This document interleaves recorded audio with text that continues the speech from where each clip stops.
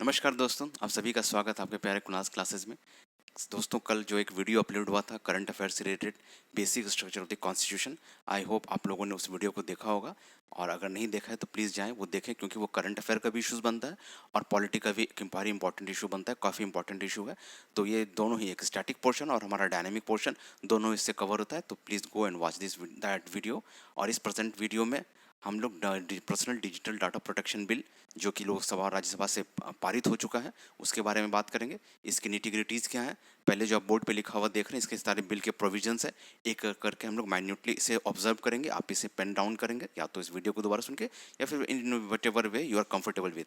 First we will go into the details of the provisions, और इसके बाद से जो इशू रिलेटेड है उसके बाद हम लोग इशू डिस्कस करेंगे। First we need to understand what are the nitty-gritties of this particular bill. उसके पहले दोस्तों, मैं ये जो बार बार बिल कह रहा हूँ, इसे आपको समझना पड़ेगा। देखिए, जब कोई बिल पेश होता है लोकसभा में, तो वो एक बिल के रूप में रहता है। वो उसे राज्यसभा में, पहले लोकसभा में उस पर चर्चा होती है, फिर राज्यसभा में उस पर चर्चा होती है, फिर वो बिल प्रेसिडेंट के ड्यूली सिग्नेचर के बाद, गजट नोटिफिकेशन में आने के बाद लॉ बनता है। इस टाइम पे ये बिल लोकसभा से पारित हो चुका है, राज्यसभा से पारित हो चुका है। उसके बाद जब प्रेसिडेंट इस पर सिग्नेचर करेंगे तो ये बिल एक लॉ बन जाएगा। और ये पॉलिटी में काफ़ी बार डिस्कस किया जाता है कि इंडियन पार्लियामेंट का जो जो होते हैं वो प्रेसिडेंट होते हैं, क्योंकि प्रेसिडेंट इसलिए होते हैं कि कोई भी बिल अपना लॉ का रूप तभी लेता है जब प्रेसिडेंट उस पर सिग्नेचर करते हैं। तो ये एक ऐसी बात थी पॉलिटिक्स से रिलेटेड, मैंने जस्ट आपको रिमाइंड कर दिया, अगर आप जानते होंगे तो। And let's get back into this bill provisions, that is very important bill, digital personal data protection bill, because these days we are all digitally available in different digital sources, whether it's YouTube, Facebook, Twitter or whatever way we are digital way में हम हर जगह presence है। आज के date में एक हमारी physical presence होती है दोस्तों। जैसे मैं अभी प्रेजेंटली अपनी लोकेशन से इस वीडियो को रिकॉर्ड कर रहा हूँ, तो ये टाइम जो हो रहा है, इस टाइम पे मैं प्रेजेंट हूँ फिजिकल फॉर्म में। लेकिन जब आप ये वीडियो देख रहे होंगे, उस टाइम पे मैं आपके साथ प्रेजेंट होगा डिजिटल फॉर्म में, not in the personal form. So every time in every space we are digitally present somewhere or physically present somewhere else. तो आज का युग हम लोग जानते हैं जो दोस्तों डिजिटल युग है। तो इस टाइम पे what I mean by my digital presence, अगर मैं कह रहा हूँ डिजिटली मैं कहीं पे प्रेजेंट हूँ, तो मेरा क्या प्रेजेंट है वहाँ पे? जाहिर सी बात है, मेरा डाटा प्रेजेंट है वहाँ पे। ये जो वीडियो रिकॉर्ड हो रहा है, यूट्यूब के पास मेरी लोकेशन है, मेरा नाम है, मेरे सारी डिटेल्स हैं। तो ये मेरा क्या डिजिटल डाटा ही तो है जो यूट्यूब के पास है। आप जो यूट्यूब के माध्यम से मुझे देख रहे हो, यूट्यूब के पास आपका क्या है? आपका फिजिकली प्रेजेंस तो नहीं है, आप डिजिटली प्रेजेंस हो। तो डिजिटली प्रेजेंट मीन्स व्हाट? आपका डाटा, आपका लोकेशन, आपकी एज, आपका नाम, ये सारा यूट्यूब के पास प्रेजेंट है।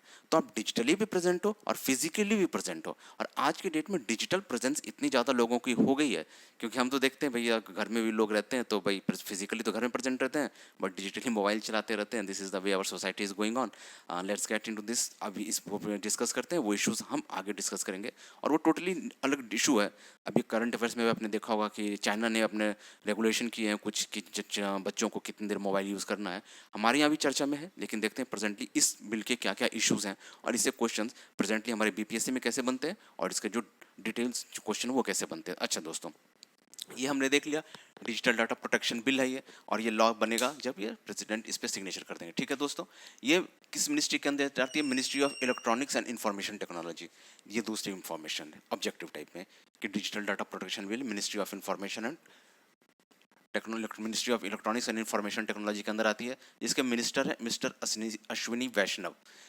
बीपीएससी में जनरली कभी कभी ऐसे क्वेश्चंस पूछे जाते हैं दोस्तों, कि अगर कोई बिल कोई चर्चा में रहती है, या कोई डिग्नेटरीज कहीं जाते हैं, तो ये बिल कब प्रेजेंट किया, इसे किसने प्रेजेंट किया। तो इस तरह के ट्रिवियल क्वेश्चंस बीपीएससी में बनते हैं। तो उसके हिसाब से ये मिनिस्टर देख लेंगे, अश्विनी वैष्णव साहब ने इस बिल को प्रेजेंट किया। कौन सी मिनिस्ट्री है? Ministry of electronics and information technology. Bill है digital personal data protection bill. और ये देखेंगे फिर सिर्फ एक ट्रिवियल इन्फॉर्मेशन है कि लोकसभा में इसे 3 अगस्त को पेश किया गया, 7 अगस्त को वहाँ से पारित हो गया, राज्यसभा में इसे 9 अगस्त को पेश किया गया, और वहाँ से ये पारित हो गया, मतलब बिल पास हो गया। तो ये दो डेट बस छोटे से ध्यान में रखेंगे। May be in present BPSC you में फॉर्म दैट राज्यसभा में ये बिल कब पारित किया गया, किस मिनिस्टर ने पारित किया, कौन से मिनिस्टर के अंदर आता है, and so and so forth. तो ये सब चीज़ें आप ध्यान में रखेंगे। 3 अगस्त को लोकसभा में पेश किया गया, 7 अगस्त को पारित कर दिया गया, और राज्यसभा में 9 अगस्त को पेश होकर पारित हो गया। मिनिस्टर है हमारे अश्विनी वैष्णव। अब जैसा कि मैंने आपको बता दिया पहले, अब हम देखते हैं कि व्हाट इज डाटा। ये देखो, digital personal data protection bill है, बट व्हाट इज डाटा? मैंने पहले भी कहा, एक रीजन। जब भी आप पीसीएस की प्रिपरेशन करते हैं तो आपको रीजन करना होता है कि why this, why that, why this, why that. तो भाई डाटा क्या है? डिजिटल, ठीक है, डिजिटली हम present, but what is data? Data is your location, your name, your age, your gender, anything which signifies you, anything that represents you in digital form और इन literal form. Literal form मतलब लिखा हुआ। आप जैसे मान लो कि कहीं पे कोई भी नोटिफिकेशन आता है या फिर कहीं पे कोई एप्लीकेशन आप डाउनलोड करते हो और उसमें आता है कि आपके लोग आपकी जो डाटा है उसको हम यूज़ करने वाले हैं, तो आपसे डाटा ही तो लेते हैं। तो वो जो है आपका एज, सेक्स, लोकेशन और ऑल सारी चीज़ें जो डिटेल्स में आप फॉर्म भरते हो, दैट इज़ डाटा। बट ये डाटा इतनी इंपॉर्टेंट क्यों हो गई? ठीक है, वो डाटा तो है, बहुत अच्छी बात है, but why it is so important कि आज हमें ये बिल लाना पड़ा? सारी चीज़ें तो इसी के अनुसार घूमती है ना दोस्तों। Why data is so important that we are presented significant bill in this parliament? It means data is very important. Why is data is so important? Because we all know this is a era of data, digital युग है, data युग है। तो अगर digital data की ही बात करें, वो आगे आएगा what is digital data and why data is so important, but particular इसके पॉइंट पर अगर मैं बात करूं why data is so important, आप ये समझ लो कि डाटा से ही तो प्रेजेंट चलता है ना, कि आप कहाँ पर कब किस टाइम प्रेजेंट हो, कौन सा ऐप यूज़ कर रहे हो, आपकी चॉइसेस क्या हैं, आपकी प्रेफरेंसेस क्या हैं। जैसे कि आप यूट्यूब में देखते हो कि आप अगर कोई पर्टिकुलर वीडियो देखते हो तो उसी से रिलेटेड आर्टिफिशियल इंटेलिजेंस के थ्रू आपको वही सारी वीडियोस आपके सामने आती है और आपकी पूरी की पूरी पर्सनैलिटी कुछ देर के लिए बदल जाएगी। आप जो हो आप वो नहीं हो के अगर पूरी दिन वो पर्सनल अगर कोई अपने काम से इतर कोई वीडियो देखते हो और यूट्यूब का आर्टिफिशियल इंटेलिजेंस आपको वही वीडियो दिखाते रहता है, तो थोड़ी दिन बाद आप वो महसूस करने लगोगे कि जो आपका ओरिएंटेशन है वो कंप्लीटली बदल चुका है। इसलिए डाटा इज़ वेरी इंपॉर्टेंट। और उसके बाद देखते हैं why data is important, what is digital data? Digital data से दोस्तों वही जैसा मैंने पहले कहा कि आपकी एज, सेक्स, लोकेशन, वो डिजिटल फॉर्म में अगर किसी कंपनी ने, किसी ऐप ने अगर अपने पास स्टोर रखी है तो वो है डिजिटल डाटा। और एक चीज़ मैं और ऐड करता हूँ why data is so important दोस्तों, जैसे कि अभी हाँ हिंदू, अगर आप हिंदू मैथोलॉजी में मानते हो या फिर आप इस्लामिक मैथोलॉजी में मानते हो तो रोज़ा होता है, हमारे यहाँ सावन है और अलग अलग जो रिलीजियस फेयर होते हैं, तो उस टाइम पर्टिकुलर फूड बिहेवियर होती है जो हम लोग अडॉप्ट करते हैं। तो उस टाइम पे अगर मान लो कि कोई फॉरेन की कंपनी है, जस्ट टेक एन एग्जांपल, मान लो कि कोई फॉरेन की कंपनी है जो यहाँ के फूड जो जैसे जोमेटो है, स्विगी है, उनसे कोई डाटा लेती है कि भाई वहाँ के लोगों को क्या फूड हैबिट्स है, इससे रिलेटेड डाटा आप मुझे दे दो so that I can start a business there. और मान लो इस पर्टिकुलर टाइम का डाटा उनके पास जाता है जिस टाइम पे वो देखते हैं कि इस पर्टिकुलर सीजन में, इस पर्टिकुलर टाइम पे, इस पर्टिकुलर फूड स्टफ की डिमांड सबसे ज़्यादा थी इस पर्टिकुलर रीजन में। अब पर्सन जो कंपनी है उसे पता तो चल गई, अब वो फॉरेन की हो या इंडिया की हो, ठीक है, मान लो फॉरेन की है, अब उसके पास ये इन्फॉर्मेशन चला गया, तो वो क्या करेगी, अपने सारे संसाधन लगा के, विच इज मान लो कि उनके पास ज़्यादा अच्छा संसाधन है, उनके पास ज़्यादा बेटर अपॉर्चुनिटीज़ और ज़्यादा बेटर उनके पास सब्सिडीज़ हैं, तो वो क्या करेंगे, यहाँ पर आकर अपने बिजनेस को लगाएंगे और उनके पास वो जो डाटा है कि इस टाइम पे ज़्यादा फूड ऑर्डर होता है, इस तरह के फूड ऑर्डर होते हैं, तो वो उस चीज़ सब्सिडाइज रेट पे, कम रेट पे आपको बेचना शुरू कर देंगे। तो जाहिर सी बात है, हम as a consumer what we want, lesser amount and more facility, we want to pay less, we want to get more. तो उस तरह से चीज़ें तो हमारी मैनिपुलेट हो जाएंगी, we will get, but in larger perspective जो हमारे जो लोकल बिजनेसेस हैं वो प्रभावित हो जाएंगे। In all the whole economy will get affected. इसलिए डाटा इंपॉर्टेंट है, इसीलिए डिजिटल डाटा इंपॉर्टेंट है। अब अगला सवाल आता है व्हाट इज पर्सनल डाटा, क्योंकि बिल तो उसी पे रिलेटेड है ना दोस्तों। तो पर्सनल डाटा क्या है? Personal data any data which, फिर से वही बात आती है, जो आपके बारे में लोगों को बताता हो, आपका जेंडर, आपका एज, आपका लोकेशन, आपकी चॉइसेस एंड ऑल दैट। तो ये हो गया पर्सनल डाटा। इतने सारे क्वेश्चन को हमने डील करने के बाद अब हम देखते हैं ये बिल जो आया है, ये बिल किस वजह से आया है? To protect personal data and privacy of personal data. एक तो हमें पर्सनल डाटा को ब्रीच होने से बचाना है कि जो पर्सनल डाटा अगर कोई कंपनी अगर अपने पास रख रही है तो वो चोरी ना हो, वो उसके कोई डाटा की ब्रीच ना हो। जैसे कि आपने कुछ दिन पहले देखा होगा कि जो साइबर अटैक होने की वजह से एम्स का डाटा चोरी होने के कगार पर आ गया था, और इस तरह की चीज़ें साइबर अटैक्स होती रहती हैं इंडिया में। Cyber attack is a new norm, it's not nothing, इसकी कोई बहुत ही न्यू चीज़ है। और उसके लिए तो वो साइबर अटैक में हमारे डाटा चोरी ना हो उसको प्रोटेक्ट करना है, और वो डाटा चोरी ही ना हो बल्कि उसकी प्राइवेसी मेंटेन रहे। ऐसा नहीं है कि कोई भी उस डाटा को एक्सेस कर ले, ब्रीच कर ले। तो उन दोनों ही पर्पस के लिए ये पर्टिकुलर बिल प्रेजेंट हुआ, to protect personal and privacy of personal data, ठीक है। अब दोस्तों ये बात आती है कि ये बिल अप्लाई किस पे होता है, बिल अप्लाइज टू हु। तो ये जो पर्टिकुलर बिल है, आपको ये ध्यान देना है कि ये बिल उन लोगों के अप्लाई होती है जो डाटा को प्रोसेस करते हैं, वो does data processing. And when I am saying what data processing, what does it mean? Data processing means what? थोड़ा सा नीचे ध्यान देंगे, क्योंकि data bill applies to data processing. Data processing means वो जो डाटा को कलेक्ट करते हैं, स्टोर करते हैं, यूज़ करते हैं, डिलीट करते हैं और शेयर करते हैं। इन ये होता क्या है दोस्तों, जब आप यूपीएससी की खासकर एग्जाम दोगे तो उसमें ये चीज़ें आ सकती हैं कि data as per this particular act और पर्टिकुलर बिल एट उस टाइम पे जो भी इस बिल की पोजीशन होगी, which of the following is correct, bill applies to who, data processing, और by data processing we mean, उसमें ये 4-5 ऑप्शन रहेंगे, उसके बाद कोडिंग रहेगी। तो इसको याद रखेंगे, इनको जो डाटा को कलेक्ट करते हैं, स्टोर करते हैं, यूज़ करते हैं, डिलीट करते हैं और शेयर करते हैं, उनके ऊपर ये डाटा बिल जो अप्लाई करती है, और उस जो इन डाटा को, इसी को कहते हैं डाटा प्रोसेसिंग। एक तो ये हो गया, ये क्या हो गया ऑनलाइन मीडियम से। उसके बाद ये देखिए, जो ऑनलाइन डाटा को कलेक्ट, स्टोर, शेयर और डिलीट कर रहे हैं, उसके बाद मान लीजिए ऑफलाइन सिचुएशन देखिए, कि मान लीजिए कि चलिए मान लीजिए कि आप हॉस्पिटल ले गए या फिर कोई ऐसी जगह जहाँ गए जहाँ कि आपके डाटा को रजिस्टर में लिख लिया गया, लेकिन उसके बाद वो फॉर द अदर पर्पसेस उसे कंप्यूटर पे टाइप करके कंप्यूटर पे अपलोड कर दिया गया। अब तो वो डिजिटल डाटा हो गया ना। Until unless it was written on the register, it's a different kind of data. But when it is uploaded on the system by digital medium, it has become a digital data. Now all the bills provisions would be applicable to all this offline data which is uploaded digitally on a platform. ठीक है। और तीसरा देखें, foreign website which is providing services to the Indian. मान लो foreign में कोई website है, मान लो अमेजन है या फिर कोई भी X and Y Z website है, वो अगर आपको सर्विस, आपको और हमें सर्विसेज दे रही है, हमारा डाटा प्रोटेक्ट, हमारा डाटा ले रही है, हमारे डाटा को प्रोसेस कर रही है, तो वो भी डाटा प्रोसेस, वहाँ पे भी डाटा की प्रोसेसिंग हो रही है, तो वहाँ उनके लिए भी ये बिल एप्लीकेबल होगा। तो 3 याद रखना, एक ऑनलाइन, एक ऑफलाइन, और फॉरेन में भी अगर कोई डाटा को हमारे प्रोसेस कर रहा है तो उन पे ये बिल के प्रोविजंस अप्लाई होते हैं। अब अगला पॉइंट देखते हैं कि ये बिल आया ही है डाटा प्रोटेक्ट करने के लिए, तो फिर consent would be needed. Consent जरूरी है कि आपके डाटा को कैसे प्रोसेस किया जा रहा है, उसके लिए आपकी कंसेंट ली जाएगी। जैसे कि हम लोग टिक करते हैं ना, आता है तो हम लोग पढ़ते तो है नहीं, इट्स वेरी नॉर्मल कि हाँ भाई जल्दी जल्दी एप्लीकेशन बस अपलोड हो जाए और हम यूज़ करना शुरू करें। तो वही चीज़ है कि वहाँ पर भाई ये चीज़ें देनी जरूरी होगी। कुछ चीज़ें हैं जहाँ पर एग्जाम्पशन दी गई है, जाहिर सी बात है जब गवर्नमेंट की बिल बनती है तो उसमें कुछ एग्जाम्पशन भी देने पड़ते हैं, विच इज़ वेरी लॉजिकल। मान लो कि एम्प्लॉय एम्प्लॉयर रिलेशंस है, मान लो कि मैं कोई सी कंपनी में XYZ में काम कर रहा हूँ, और जो एम्प्लॉयर है उसे मुझे कुछ रिलीफ देने हैं, कुछ चीज़ें देनी है, मान लो ग्रेजुटी है, PF है, या फिर कुछ भी चीज़ देना है, तो वो बार बार तो मुझे कंसल्ट लेने नहीं आएगा कि कुणाल जी आपका डाटा प्रोसेस कर रहा हूँ, मैंने इन्फॉर्मेशन भी करेक्ट कर दो। तो वहाँ पे इन चीज़ों के लिए छूट दी गई एम्प्लॉय एम्प्लॉयर रिलेशन में। और दूसरी चीज़ छूट दी गई है हेल्थ इमरजेंसी में। मान लो कि मुझे चोट लग जाता है या फिर मुझे कहीं घायल हो जाता हूँ, मेरी कॉन्शियसनेस नहीं रहती, अब वहाँ पर भाई मेरे डाटा को डिजिटली मेरे को लिखा जा रहा है, फिर डिजिटली चढ़ाया जा रहा है, तो मुझे जगा के बोला जाएगा कुणाल जी उठ जाइए और ये कीजिए, तो वहाँ पर ये चीज़ों को रिजम्पशन दी गई है। दूसरा, स्टेट को दिया गया है नेशनल इंटरेस्ट में, जाहिर सी बात है नेशनल इंटरेस्ट में state is exemption to all, जैसे कि सिक्योरिटी, इंटरनल सिक्योरिटी को मेंटेन करने के लिए, एक्सटर्नल सिक्योरिटी को मेंटेन करने के लिए, प्रोग्राम एंड पॉलिसीज़ को इम्प्लीमेंट करने के लिए। अगर आपको कोई प्रोग्राम में पॉलिसीज़ में अगर मान लो कि जो डिसएडवांटेजियस सेक्शन है उनके लिए कोई प्रोग्राम पॉलिसीज़ लाना है, हमारे आपके लिए कोई प्रोग्राम पॉलिसीज़ लाना है, तो government is free to use the data as the per its will, is not going to ask you every second time.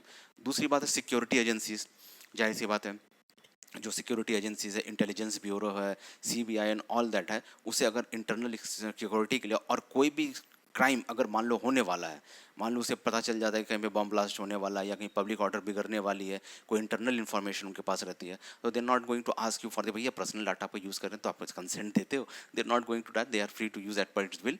And तो यहाँ पे इन चीज़ों को हमें प्रोटेक्शन देनी पड़ती है। तो इन चीज़ों को याद रखेंगे कि कहाँ कहाँ एग्जाम्पशन दी गई है। एक एम्प्लॉयर रिलेशन, हेल्थ इमरजेंसीज में स्टेट को दिया गया इंटरनल एक्सटर्नल सिक्योरिटी के लिए, प्रोग्राम पॉलिसीज़ के लिए, उसके अलावा सिक्योरिटी एजेंसीज के लिए। ठीक है, यहाँ तक अगर समझ गए होंगे दोस्तों, आई होप समझ ही गए होंगे। तो उसके बाद 2 वर्ड आते हैं, एक आता है डाटा प्रिंसिपल, दूसरा आता है डाटा फ्यूडिशरी। अब इन दोनों को समझेंगे क्योंकि क्वेश्चन तो बनते ही हैं। प्रिंसिपल और फ्यूडिशरी, डाटा प्रिंसिपल और डाटा फ्यूडिशरी को समझने से पहले हम ये समझेंगे प्रिंसिपल क्या है।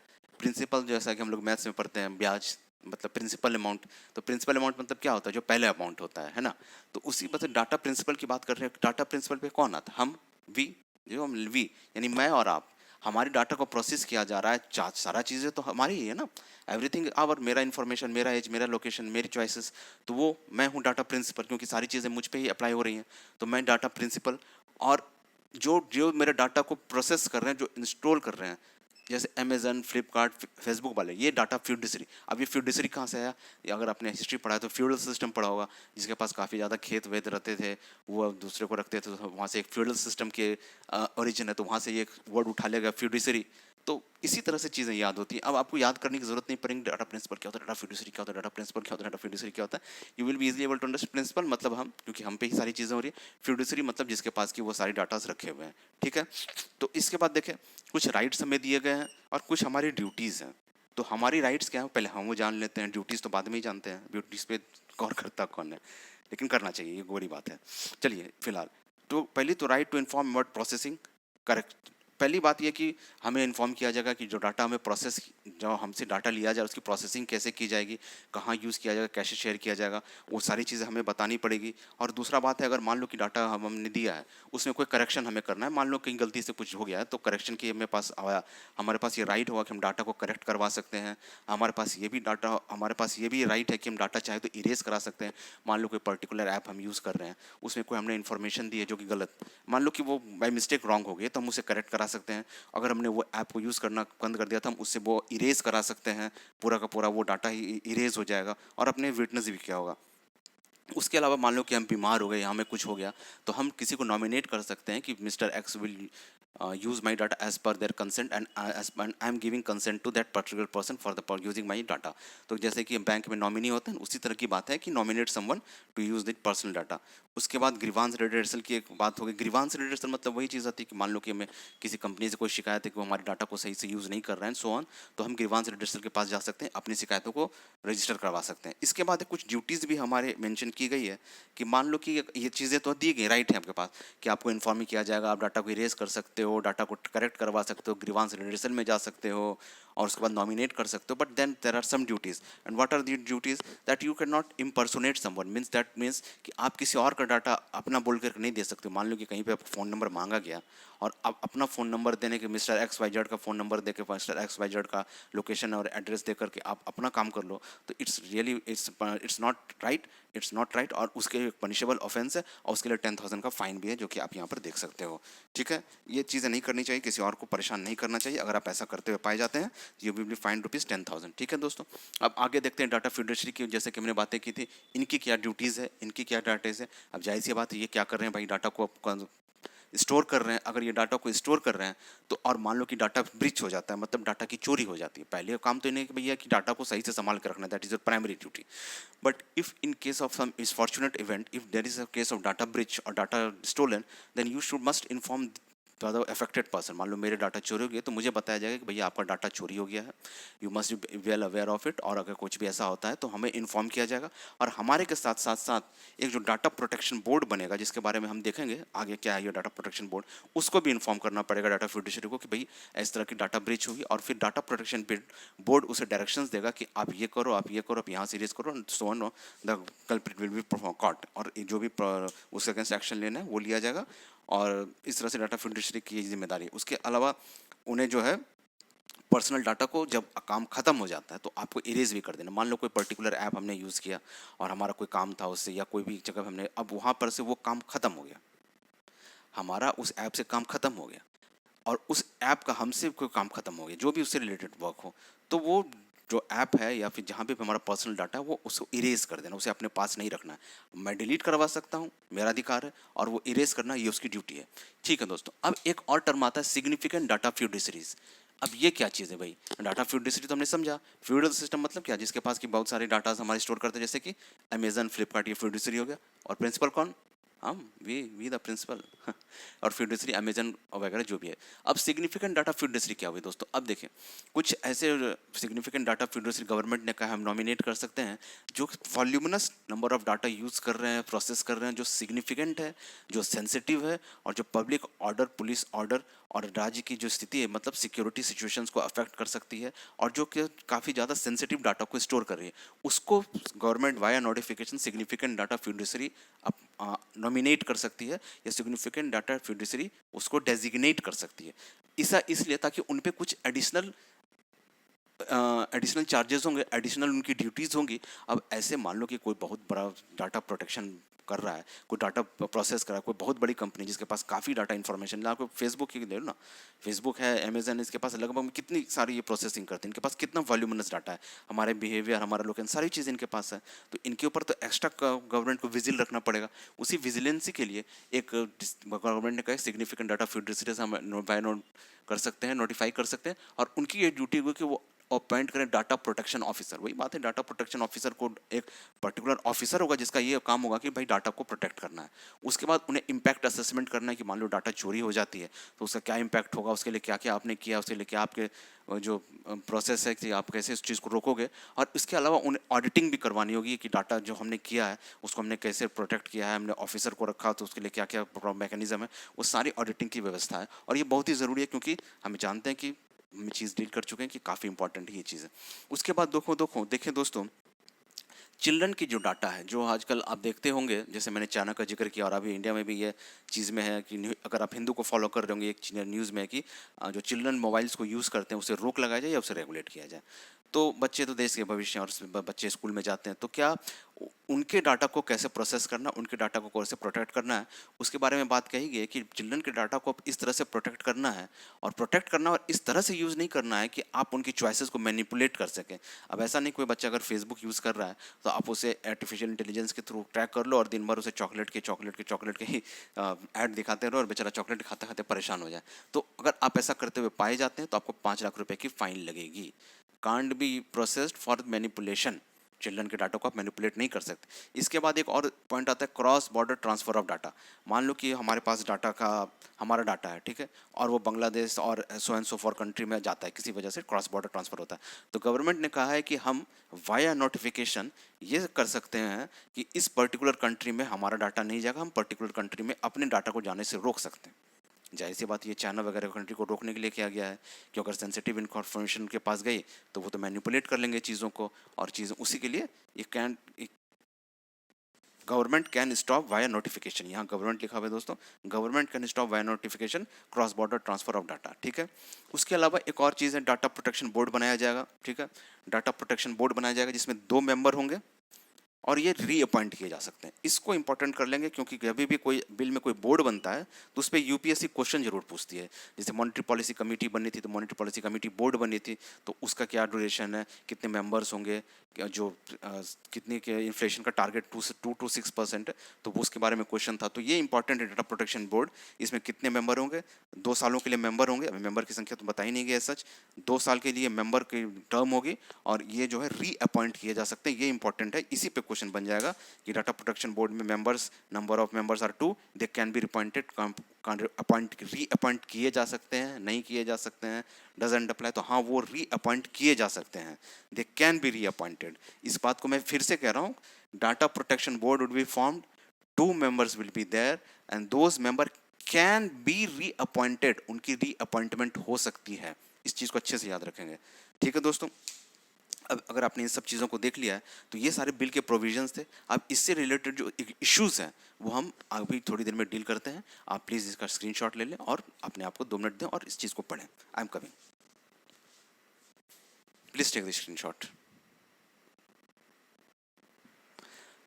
तो दोस्तों उस वीडियो के कंटिन्यूएशन में ये देख लेते हैं कि अभी हमने ये देख लिया कि जो भी बिल के प्रोविजंस थे वो हमने डिटेल में देख लिया, कि चीज़ों को मैन्युअली देख लेते हैं। अब इसमें देख लेते हैं कि इस पर्टिकुलर बिल से रिलेटेड क्या इश्यूज़ हैं और क्या कंसर्न्स हैं, कि इश्यूज़ एंड एनालिसिस एक एक करके हम ये देखते हैं। उसके बाद ये पर्टिकुलर बिल हमारा इंपॉर्टेंट जो है, बहुत इंपॉर्टेंट है, वो ख़त्म हो जाएगा। और आइए देखते हैं दोस्तों। देखिए, सबसे पहली चीज़ है violation of right to privacy in case of national interest. देखिए, राइट टू प्राइवेसी एक हमारा फंडामेंटल राइट है। अगर आप करंट अफेयर्स फॉलो कर रहे हैं तो कुछ सालों पहले ही सुप्रीम कोर्ट ने अपने एक नोटिफिकेशन में और सुप्रीम कोर्ट ने अपने एक जजमेंट में राइट टू प्राइवेसी को एक फंडामेंटल राइट बना दिया है। तो ये तो फंडामेंटल राइट है। और इन case of national interest means security, जैसे हमने कहा है कि सिक्योरिटी एजेंसीज आईवी और सो एंड सो फोर्थ को इस बात की पूरी छूट रहेगी कि वो आपके पर्सनल डाटा को कैसे प्रोसेस कर रहे हैं, कैसे लोगों को ट्रैक कर रहे हैं, उसके बारे में उनके ऊपर कोई भी छूट नहीं, उनके ऊपर कोई रोक नहीं है। साथ ही साथ गवर्नमेंट अगर पॉलिसीज प्रोग्राम्स और आप लॉ एंड ऑर्डर के लिए अगर कोई डाटा प्रोसेस कर रही है तो भी उन पर ये एग्जम्पशन है, उनको एग्जम्पशन है। तो एग्जम्पशन के नाम पे स्टेट को पूरी ही एग्जम्पशन दे दी गई है, उनके ऊपर कोई कुछ चीज़ें लागू ही नहीं होती। तो ये जो पूरा का पूरा बिल बना है ये तो पूरी की पूरी तरह से जो है हमारा जो प्राइवेट सेक्टर है उसके लिए बना है। स्टेट को हमने लगभग सारी चीज़ों में एग्जाम्पशन दे दी है, लेकिन उससे हमारा राइट टू प्राइवेसी तो अफेक्ट हो रहा है ना। अब ये तो फंडामेंटल राइट है ना, फंडामेंटल राइट तो अफेक्ट हो रहा है। ये एक इशू है, violation of right to privacy in case of national interest means whatever I have said it. दूसरा राइट टू डाटा पोर्टेबिलिटी। अब ये डाटा पोर्टेबिलिटी क्या होता है इसको समझिएगा दोस्तों। अच्छा, नंबर पोर्टेबिलिटी क्या होता है? आपने अगर ये नंबर पोर्ट किया होगा, जब जियो में हम लोग ट्रांसफ़र हुए थे तो फिर क्या किया था, जब हमारा नंबर पोर्ट हुआ था तो हमारा जो भी इंफॉर्मेशन था, मतलब जो भी हमारा कॉन्टैक्ट्स वगैरह था, वो तो हमने फिर से री इंस्टॉल कर लिया था ऐप पे। तो इन एंड होल पोर्टेबिलिटी मतलब वही था, मान लो कि हम कोई ऐप यूज़ कर रहे हैं, मान लीजिए हम फेसबुक, ट्विटर या फिर कोई भी सोशल मीडिया का प्लेटफॉर्म यूज़ कर रहे हैं, या फिर मान लो कि हम अमेजन वगैरह को यूज़ कर रहे हैं जहाँ पे हमारा जहाँ पे हमने डाटा को एंटर किया हुआ है, ठीक है। अब हम दूसरे उस पर्टिकुलर ऐप को मैं यूज़ नहीं करना चाहता, मान लो कि कोई भी ट्विटर, फेसबुक और अमेजन एंड वट, और तो फिर हमारा क्या है कि वहाँ पे मान लो हमें XYZ ईयर साल से उसको यूज़ कर रहे हैं। Now I want to transfer to some other app, तो फिर मैं उतनी सारी इन्फॉर्मेशन को फिर से वहाँ पे क्यों लिखूँ? ऐसा क्यों ना हो कि जिस ऐप को मैं पहले यूज़ कर रहा था उससे वो सारे इन्फॉर्मेशन मैं डाउनलोड कर लूँ एक फ़ाइल में, और दूसरा ऐप जो मैं यूज़ करने वाला हूँ उसमें मैं सीधा ही अपलोड कर दूँ। उतना ज़्यादा इंटर करने की ज़रूरत नहीं है मैनुअली, बस डाउनलोड किया, अपलोड किया, ट्रांसफ़र किया, पोर्ट किया इस सिस्टम से उस सिस्टम पे, इस ऐप से उस ऐप पे, वही डाटा पोर्टेबिलिटी। अब ये है तो ये डाटा की चीज़ ना, बट इस बिल में इसके बारे में कुछ भी चीज़ें नहीं कही गई है, जो कि पोर्टेशन के बारे में बात होनी चाहिए। दूसरी चीज़ देखें, राइट टू बी फॉरगॉटन के बारे में बात नहीं की गई है। अब राइट टू फॉरगॉटन क्या होता है, काफ़ी साल पहले भी ये काफ़ी चर्चा में रहा था कि इसमें होता यह है दोस्तों कि मान लो कि आपने कोई क्राइम किया, अब ऐसा करना मत, जस्ट फॉर एन एग्जाम्पल, मान लो कि आपने कोई क्राइम किया या सच चीज़ की है, ठीक है। अब आपने वो आप उससे बरी हो जाते हो, बाइज्जत बरी हो जाती है, कोर्ट आपको कर देती है कि भाई आपने वैसा कुछ भी नहीं किया है, आप इस केस से बरी हो। आप कोर्ट से बरी तो हो गए, बट आपने जब इस क्राइम को एक्यूट किया, जब आपने क्राइम को एग्जीक्यूट किया था, मान लो कि गलत ही सही, मान लो कि आप तो बाइज्जत बरी हो गए, आपने क्राइम को किया ही नहीं, बट उससे रिलेटेड न्यूज़ अभी भी मीडिया में फ्लोट कर रहे हैं। अगर आपके नाम को सर्च मारा जाएगा तो गूगल पे सबसे पहले अगर वो चीज़ें दिखाई जाती हैं तो वो आपके बरी होने के बाद भी दिखती ही रहेंगी। तो उस चीज़ के बारे में कहा जाता है कि राइट टू बी फॉरगॉटन। मेरे पास ये राइट होनी चाहिए कि मुझसे रिलेटेड कोई अगर गलत इन्फॉर्मेशन नेट पर है और कोई वो मुझे उस चीज़ से मुक्ति मिल चुकी है, तो मेरे पास ये अधिकार है कि मैं उस इंटरनेट से उन सारी चीज़ों को इरेज करवा सकता हूँ, हटवा सकता हूँ, ताकि वो चीज़ें पूरी लाइफ मुझे परेशान न करे उन चीज़ के लिए जो मैंने की ही नहीं है। तो उसके बारे में कोई ने बात नहीं की है।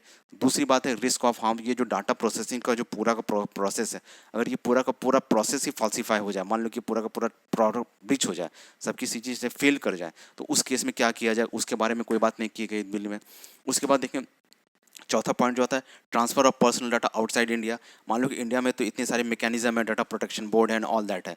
मान लो कि हमारा डाटा किसी ऐसे कंट्री में जाता है जहाँ पर इतनी ज़्यादा चीज़ें की सिक्योरिटी एजेंसीज नहीं है, डाटा को विजिलिटी नहीं है, सो एंड सो फॉर, तो उन केस में क्या किया जाएगा उसके बारे में बिल साइलेंट है। दूसरा बात जो इंपॉर्टेंट मैंने कहा था, डाटा प्रोटेक्शन बोर्ड बनेगा, 2 मेंबर होंगे, रीअपॉइंट किए जा सकते हैं। अब यहाँ पर बोर्ड की जो इंडिपेंडेंस है वो क्वेश्चनेबल हो गई।